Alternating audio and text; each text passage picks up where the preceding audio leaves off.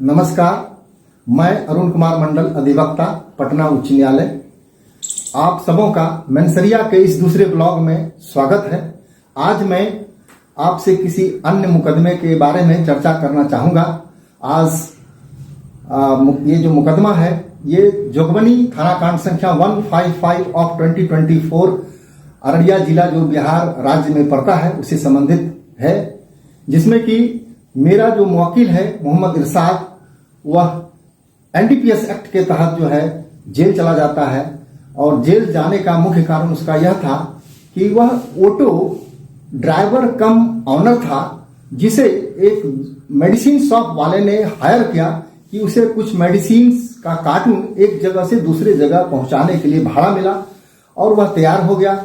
और जब वह पहुंचाने के लिए जाने लगा तो रास्ते में ही पुलिस उसे पकड़ लेती है और पुलिस पूछताछ करती है कि इसमें क्या है। तो उसने बताया कि यह जो है फलाने दुकान वाले ने हमें दिया है जिसका मुझे भाड़ा मिला है। लेकिन पुलिस को उसमें कुछ सस्पिशन होता है तो उसे जांच किया जाता है। तो जब उसे ओपन किया तो उसमें जो है उस कार्टून में जो है कुछ कफ सिरप्स के बोतल्स रखे हुए थे, जो लगभग 100 बोतल के आसपास था। और कुछ जो है उसमें टैबलेट थे, जो 12 से 1300 टैबलेट्स था, और कुछ कैप्सूल्स वगैरह थे जो काफी संख्या में थे। तो उसे पुलिस जो है पकड़ लेती है। उसके बाद एफआईआर होता है।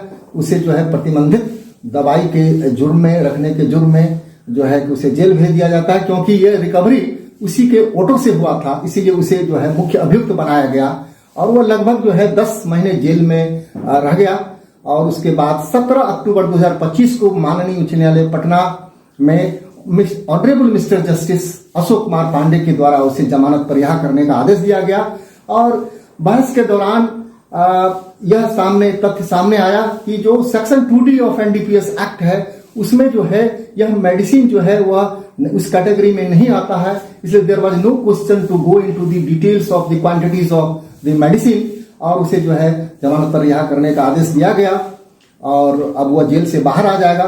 तो मैं इस ब्लॉग के द्वारा आपको यह बताना चाहता हूं कि अगर आप किसी कमर्शियल व्हीकल का अगर ऑनर है, ड्राइवर है, अगर आपको किसी भी सामान को पहुंचाने के लिए हायर किया जाता है तो हायर करने तो उस दौरान आप जो है उस आर्टिकल को जांच परख कर लें कि क्या वह जो आर्टिकल है, जो वस्तु है, किसी भी कानूनी दायरे में प्रतिबंधित तो नहीं है, भारत सरकार या बिहार सरकार के द्वारा प्रतिबंधित सामान तो नहीं है। तो उसे जांच परख कर लें। अगर आपको संदेह हो तो किसी अन्य जो पढ़े लिखे लोग हों उसे भी पूछें। अगर आप यदि समझदार हैं तब तो आप जान ही लेंगे। तो इससे क्या होगा कि आप किसी भी कानूनी पचड़े से बच जाएंगे। अन्यथा आप जो है मेरे मुवक्किल की तरह जो है जेल जा सकते हैं, आप पे एफआईआर हो सकता है, आप पर जो है आपराधिक मुकदमा चला जा सकता है, आपकी काफी परेशानी हो जाएगी और आपके परिवार वाले काफी कष्ट में रह जाएंगे, क्योंकि आप तो जो है कि कमाने वाले होंगे तो और भी मुसीबत आप पे आ जाएगी।